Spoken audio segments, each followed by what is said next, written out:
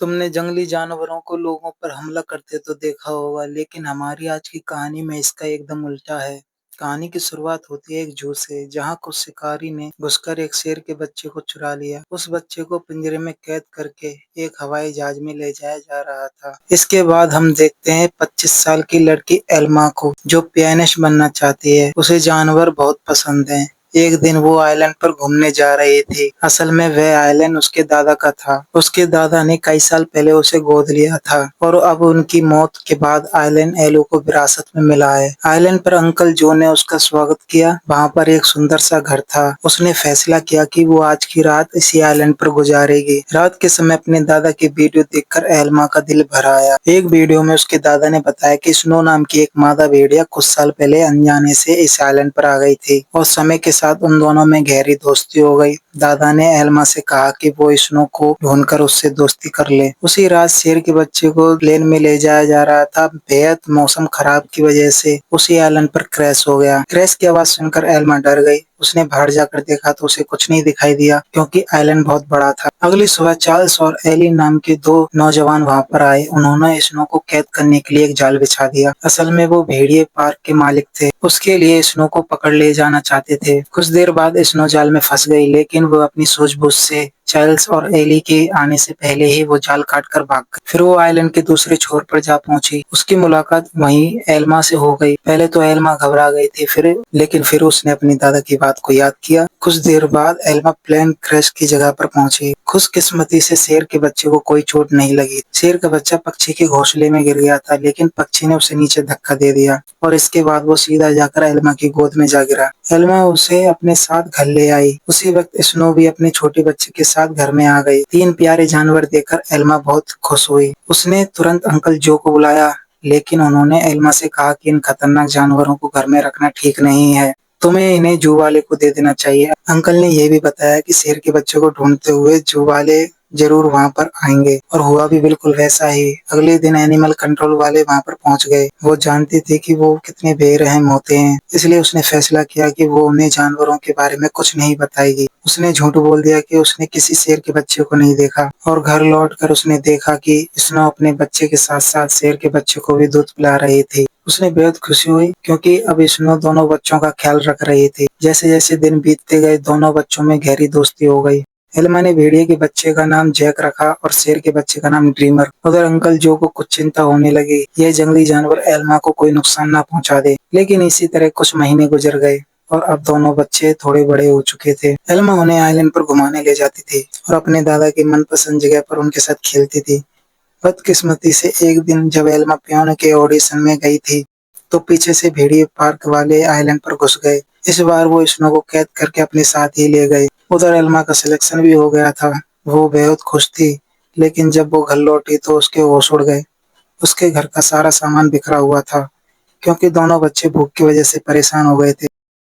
Elma snow को ढूंढने के लिए पूरा आइलैंड छान मारा, लेकिन स्नो वहां पर थी ही नहीं। अब उसे बच्चों का ख्याल रखना था और उनका पेट भरना था, इसलिए उसे ना चाहते हुए भी अपनी पियानिस्ट की नौकरी छोड़नी पड़ी। एक दिन अंकल जो ने फिर से वहां पर आए। खूंखार जानवरों को देखकर वह गुस्से से भर गए। उसने एल्मा से उसी वक्त जानवरों को जू में भेजने को कहा, लेकिन एल्मा ने उन्हें समझाया कि उसके दादा की यही इच्छा थी कि जानवरों के साथ रहे। फिर जू वाले भी बहुत बेरहम होते हैं और अत्याचार करेंगे इन जानवरों पर। यह सुनकर अंकल जो भी मान गए और एल्मा को गले से लगा लिया। अब उनका सारा समय जानवरों को खाना खिलाने और उनका पूरा ध्यान रखने में जाता था। एल्मा जैक और ड्रीमर से बहुत प्यार करता था और बदले में जानवर भी उससे बहुत प्यार करते थे। देखते देखते एक साल गुजर गया और अब दोनों जानवर बड़े हो गए थे। अंकल जो उसे शहर से उनके लिए मांस लाया करते थे, लेकिन उनके पास जाने में उन्हें बहुत देर लगती थी। उन्होंने फिर से एल्मा को समझाया कि इनके साथ रहना खतरे से खाली नहीं है, लेकिन एल्मा किसी कीमत पर उन्हें छोड़ना नहीं चाहती थी। एक दिन माँ बेटी कश्ती में बैठकर आइलैंड पर आ गए थे। उन्हें देखकर जैक उनके पास जाने लगा। जैसे ही एल्मा ने ये सब देखा तो वह जैक को रोकने के लिए भागी, लेकिन वो एक पत्थर से टकराकर नीचे गिर गई और उसके सर में चोट लगने की वजह से वो इसी वक्त बेहोश हो गई।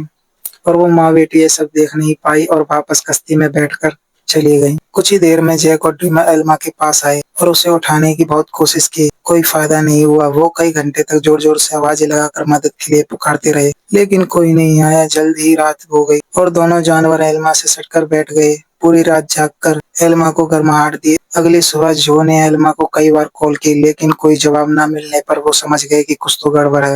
वो तुरंत आइलैंड पर पहुंचे। उन्हें लगा कि जरूर जंगली जानवरों ने एल्मा पर हमला कर दिया होगा, इसलिए उन्होंने एनिमल कंट्रोल वाले को कॉल कर दिया। लेकिन जब उन्हें एल्मा बेहोश मिली और जानवरों को उसकी रक्षा करते हुए देखा तो अपनी इस हरकत पर बहुत ही पछतावा हुआ। इसके बाद जब एल्मा को हॉस्पिटल ले जाया गया तो डॉक्टर ने उन्हें बताया कि अगर जैक और ड्रीमर ने उसे गर्माहट ना दी होती तो शायद वो आज जिंदा ना होती। उधर एनिमल कंट्रोल वालों ने जैक को पकड़कर चार्ल्स को सौंप दिया। उन्हें एहसास हो गया कि जैक को स्नो का ही बच्चा है। वहीं ड्रीमर को एलन के नाम से एक आदमी को भेज दिया जो एक जू चलाता था। एलन बहुत ही बेरहम इंसान था जो अक्सर अपने जानवरों को पीटा करता था, लेकिन अपने बाप से बिल्कुल उल्टा उसका बेटा था जिसका नाम रफा था। वो बहुत ही दिल का था। जल्दी उसकी दोस्ती ड्रीमर से हो गई, लेकिन कुछ ही दिनों में बेचारे ड्रीमर को नशीली दवाइयां देकर सर्कस में करतब दिखाने के लिए मजबूर किया जाता था। डीमन ने अब तक अपनी जिंदगी मजे आइलैंड पर गुजारे थे, लेकिन इन बेरहम लोगों ने उसे काफी बुरा असर डाला।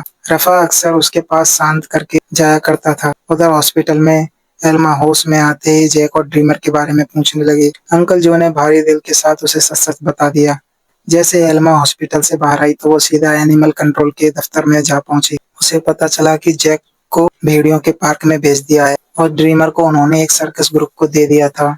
यह सुनते वो गुस्से से भर गई और ऑफिसर पर चिल्लाने लगी। अंकल जो ने उसे शांत किया और कुछ समय बाद एल्मा ने एली को फोन करके जैक के बारे में पूछा। एलन ने बताया कि जैक बहुत खुश है और यहाँ उसके कई सारे दोस्त बन गए। इससे एल्मा को कुछ तसल्ली हुई, लेकिन अब भी वो ड्रीमर के लिए बहुत परेशान थी। अगले कुछ हफ्तों तक वो शहर के कई सर्कस में गई, लेकिन सबसे ड्रीमर के बारे में पूछताछ की। अगले कुछ हफ्तों तक वो शहर के कई सर्कस में गई और सबसे ड्रीमर के बारे में पूछताछ की, लेकिन कुछ हाथ नहीं लगा। उधर जल्द ही स्टाइलैंड के नाम से मशहूर हो गया था। एक दिन ड्रीमर का सर्कस ग्रुप भेड़ियों के पार्क से गुजर रहा था और जैक ने तुरंत उसके बचपन के दोस्त को पहचान लिया। वह अपनी सूझबूझ से पिंजरे से बाहर निकल गया। एली ने ये सब देखा तो वो समझ गया कि जैक बहुत ही समझदार है और वो जरूर कुछ न कुछ ढूंढकर वहां तक पहुंच गया जिसे वो ढूंढ रहा था। उसने बड़ी चालाकी से ड्रीमर को पिंजरे से छुड़ा लिया। इतने महीनों के बाद एक दूसरे से मिलने पर वो जमकर खेले।